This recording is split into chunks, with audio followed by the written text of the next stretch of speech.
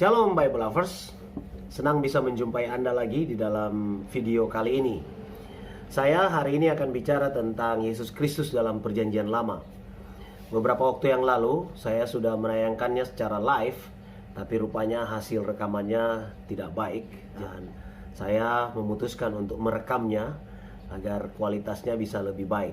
Jika Anda ingin berkomentar, silakan berkomentar di kolom komentar apabila ada masukan atau mungkin hal-hal yang ingin saudara sampaikan mengenai pokok yang kita bahas. Nah, sebelumnya silakan kiranya saudara dapat mendukung channel ini dengan cara subscribe, like, dan bagikan video ini kepada setiap orang yang menurut Anda perlu mendengarkannya. Baik, kita mulai saja ya. Yesus Kristus dalam Perjanjian Lama.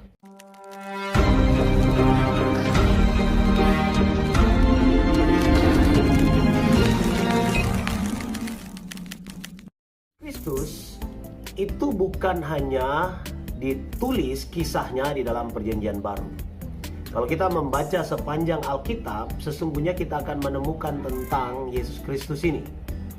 Namun mungkin banyak orang yang tidak menyadarinya. Itulah sebabnya saya ingin menunjukkan beberapa bagian kepada saudara bahwa di dalam Perjanjian Lama Yesus Kristus dibicarakan.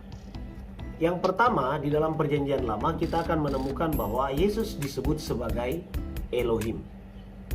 Yang kedua, dia juga disebut sebagai Yahweh. Yang ketiga, dia disebut Adonai. Dan yang keempat, dia disebut Malaikat Yahweh. Nah, di mana dia disebut sebagai Elohim, Yahweh, Adonai, Malaikat Yahweh?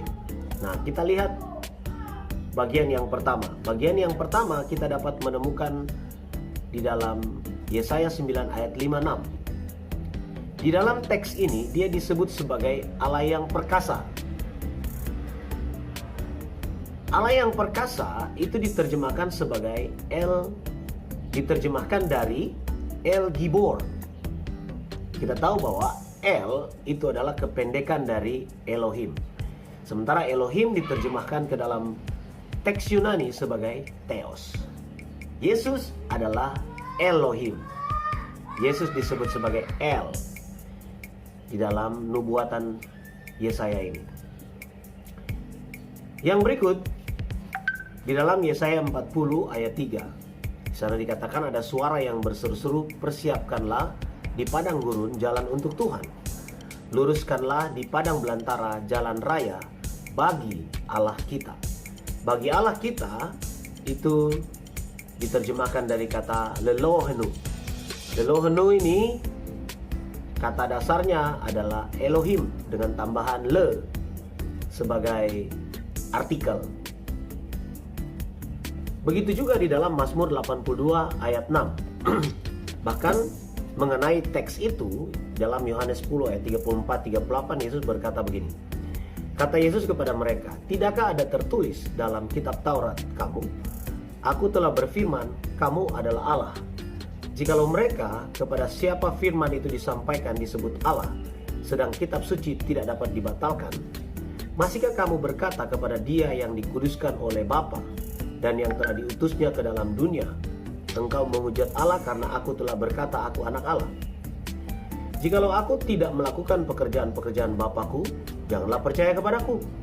Tetapi jikalau aku melakukannya dan kamu tidak mau percaya kepadaku, percayalah akan pekerjaan-pekerjaan itu, supaya kamu boleh mengetahui dan mengerti bahwa Bapa di dalam aku dan aku di dalam Bapa. Nah, kata berikutnya atau sebutan berikutnya bagi Yesus dalam Perjanjian Lama itu adalah Yahweh.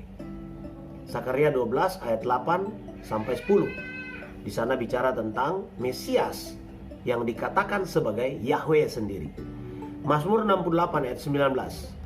Allah bagi kita adalah Allah yang menyelamatkan. Allah Tuhanku memberi keluputan dari maut. Gitu ya. Jadi di sini juga Yesus atau Mesias disebut sebagai Yahweh. Maleakhi 3 ayat 1. Dalam Septuaginta memakai kata kurios yang digunakan untuk Yesus sebagai pengganti istilah Yahweh dalam Perjanjian Lama. Kemudian Yesus juga disebut Adonai dalam Perjanjian Lama. Mazmur 10 ayat 1, Mazmur Daud, demikianlah firman Tuhan kepada Tuanku, duduklah di sebelah kananku sampai kubuat musuh-musuhmu menjadi tumpuan kakimu. The Lord said unto my Lord dalam King James Version. My Lord itu dari kata ladoni, tuanku, gitu ya, atau Adonai dengan artikel le lagi, kepada tuanku. Sebutan Yesus berikutnya dalam perjanjian lama yaitu malaikat Yahweh.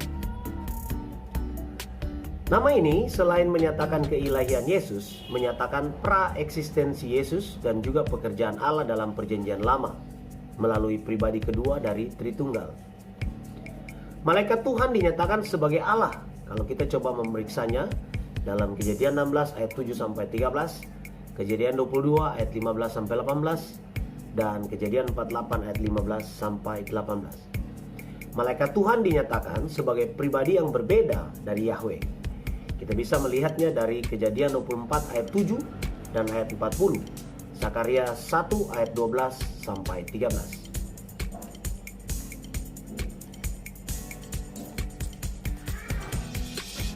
Nah, ada juga bentuk-bentuk teofani lainnya di dalam perjanjian lama. Teofani di dalam perjanjian lama kita bisa melihatnya seperti dalam Kejadian 18 ayat 1 sampai 33. Di sana ada 3 orang yang mengunjungi Abraham. Kejadian 32 ayat 24 sampai 32 ada kisah tentang Yakub yang bergulat dengan seseorang di sana di Peniel. Kemudian Yosua 5 ayat 13 sampai 15. Ada seorang yang menyebut dirinya sebagai panglima bala tentara Tuhan. Sebelum Yosua dan Israel masuk ke dalam tanah Kanaan, di sana dia bertemu dengan seorang yang menghunuskan pedangnya. Lalu Yosua bertanya, "Engkau kawan atau lawan?" Lalu kemudian orang itu berkata, "Akulah panglima bala tentara Tuhan." Dalam Yehezkiel 1 ayat 1 sampai 28 juga bicara atau sedang menunjukkan tentang teofani ini, ya.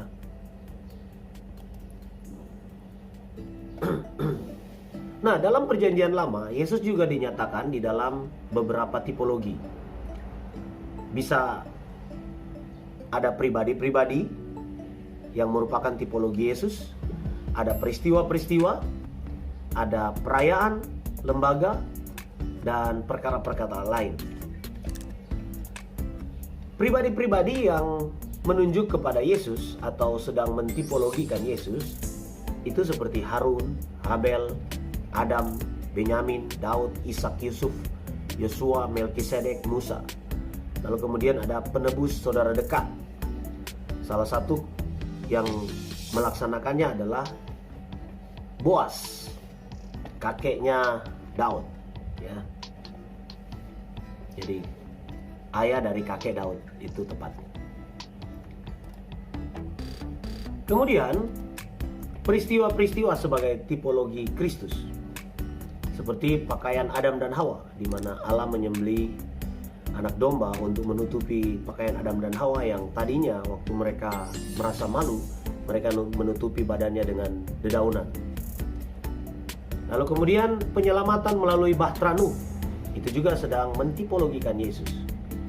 Pembebasan dari Mesir, itu juga bicara tentang tipologi Kristus sebagai pembebas, penebus. Dan perhentian di tanah Kanaan. Perayaan-perayaan lembaga sebagai tipologi, seperti korban dalam Imamat 17, Kejadian 4 ayat 4, 22 ayat 7. Keimaman perjanjian lama, Ibrani 7 ayat 24 dan Ibrani 8 ayat 1 sampai 5. Kita bisa melihat penjelasan di sana. 7 perayaan dalam kitab kedua dan ketiga, seperti Paskah, buah sulung, roti tak beragi, tak makan roti, ya. Trompet, hari raya penebusan, hari raya tabernakel. Itu semua sebenarnya sedang memproyeksikan Yesus, sedang mentipologikan Yesus. Seperti juga ada kota perlindungan dalam Bilangan 35, Ulangan 19 ayat 1 sampai 13 dan Yosua 20. Perkara lain sebagai tipologi Kristus kita bisa temukan dalam Perjanjian Lama, seperti tabernakel, tongkat Harun, Bilangan 17, Ibrani 9 ayat 4, ular tembaga, Bilangan 21 ayat 5 sampai 9, Yohanes 3 ayat 14 sampai 16. Batu karang, Keluaran 17 ayat 5 sampai 7, 1 Korintus 10 ayat 4, dan Bahtera Nuh.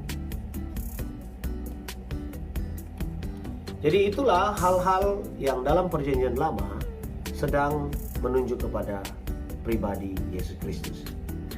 Begitulah cawa bekis, cara waras belajar kitab suci. Kiranya apa yang saya bagikan hari ini dapat menjadi berkat bagi saudara-saudara. Kita semua boleh bertumbuh dalam pengenalan akan Kristus. Lewat hidup kita, nama Tuhan dipuji dan dimuliakan. Sampai jumpa.